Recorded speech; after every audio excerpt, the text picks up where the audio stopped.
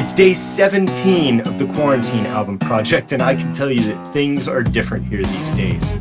Recording an album in isolation during this quarantine presents a number of unique challenges that we wouldn't normally have to face under normal working conditions.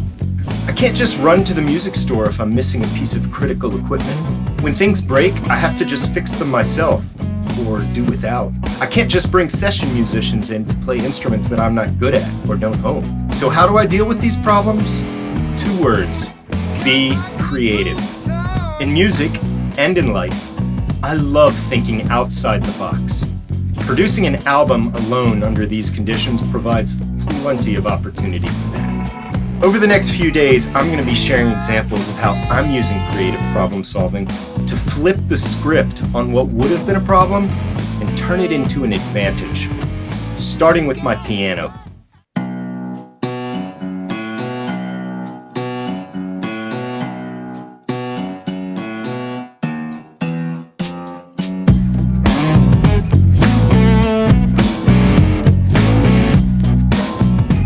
Peach Music has a wonderful vintage Conway upright piano that sees a lot of use. It's not the pristine sound of a classical piano in a concert hall. It's the in the corner of the Western saloon or on the stage in a divey jazz club kind of piano.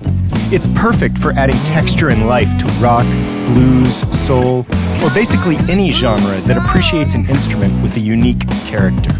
Unfortunately, the piano was in desperate need of a tuning when the quarantine was announced. But hiring a piano tuner would be both dangerous and expensive under these conditions, if we could find one who would come out. So, we're just gonna have to make do. But we've got an album to get done, so what are we gonna do about the piano?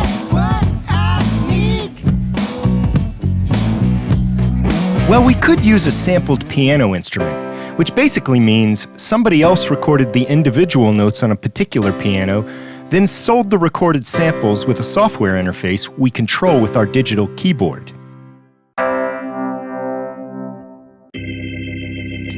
As you can see, it works quite well. Much of the music you hear these days uses sampled instruments instead of going through the trouble and expense of engineering the recording of the actual instrument, which can be complicated to do right and time-consuming.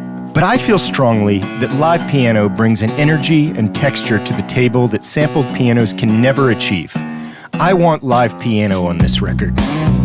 So what's the creative solution? How are we going to flip the script on this problem and turn it into our advantage? We're going to change the piano's role in our recording. We're going to treat the piano as a character instead of as a traditional instrument.